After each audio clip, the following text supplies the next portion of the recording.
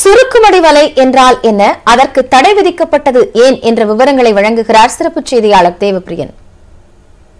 கட்டுமரங்கள்ல மீன்பிடிக்க தொடங்கிய மீனவர்கள் இப்ப ஆழ்கடலுக்கு ஃபைபர் படகுல போய் மீன் பிடிக்கிறாங்க. அதே நேரத்தில் வலையுடைய தன்மையும் அதனுடைய வகைகளும் மாறுது. சுருக்குமடி வலை அண்மை காலங்கள்ல நீதிமன்றம் வரைக்கும் போயிருக்கு. சுருக்குமடி வலைகள் அப்படின்னா என்னன்னு பார்க்கலாம். அதாவது சுருக்குப்பை போன்ற அமைப்பு கொண்டதுதான் சுருக்குமடி வலை. இது கடல் நீரோட்டத்துக்கு தகுந்த வகையில் இந்த வலைகள் வீசப்படுறது இதனுடைய சிறப்பு அப்படின்னு சொல்லலாம். இந்த சுருக்குமடி வலை கிட்டத்தட்ட அது இன்வெஸ்ட் பண்றது 25 லட்சத்துல இருந்து 35 லட்சம் வரைக்கும் பணம் கொடுத்து வாங்குறாங்க. இதன் காரணமா இதனுடைய எடையும் அதிகமா இருக்கு. இதை சுமக்குவது ரொம்ப கஷ்டமா இருக்கு. அதாவது சாதாரண கட்டுமரத்தை இதை கொண்டு போக முடியாது. மிகப்பெரிய படகுல தான் கொண்டு போக முடியும், ஃபைபர் படகுல தான் கொண்டு போக முடியும் அப்படின்னு சொல்லியிருக்காங்க.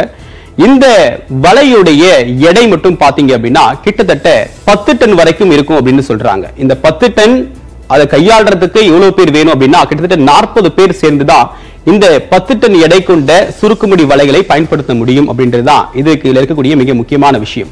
அதாவது இந்த சுருக்குமடி வலையை கடல்ல வீசின பிறகு கிட்டத்தட்ட 500 மீட்டர் நீளம் வரைக்கும் இந்த வலை பறந்து அந்த மீன்களை கொண்டு செல்லும்.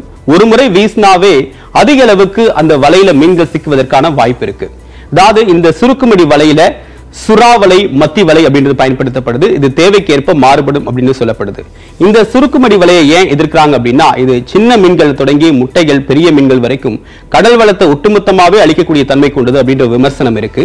இதுல ஆழ்கடல மீன் பிடிக்கிறதுனால வெவ்வேறு வகையான அபூர்வமான மீன்கள் எல்லாம் கிடைப்பதற்கான வாய்ப்பு இருக்கு. சாலை, அயிலை, வேளா போன்ற மீன்கள் அதிகமாக சிக்குவதற்கான வாய்ப்பு இருக்கு. அதோட விலையும் அதிகம் அப்படின்னு சொல்றாங்க. ஒரு முறை இவ்வளவு பெரிய படகு எடுத்துட்டு போனா நிறைய இன்வெஸ்ட்மெண்ட் பண்ண வேண்டியிருக்கு. அந்த அளவுக்கு தங்களுக்கு திருப்ப வரணும் அப்படின்றதுக்காக இந்த வலையை பயன்படுத்தணும் அப்படின்னு சொல்றாங்க. ஆனா இந்த சுருக்குமடி வலையை நீங்க பயன்படுத்துனீங்க அப்படின்னா கடல் வளம் முற்றிலுமா அழியக்கூடிய வாய்ப்பு இருக்கு. அதன் காரணமா இதை பயன்படுத்த கூடாது அப்படின்றது எதிர்ப்பும் இருக்கு.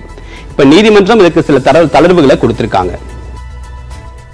இடைவேளைக்கு பிறகு மற்ற செய்திகளை பார்க்கலாம்.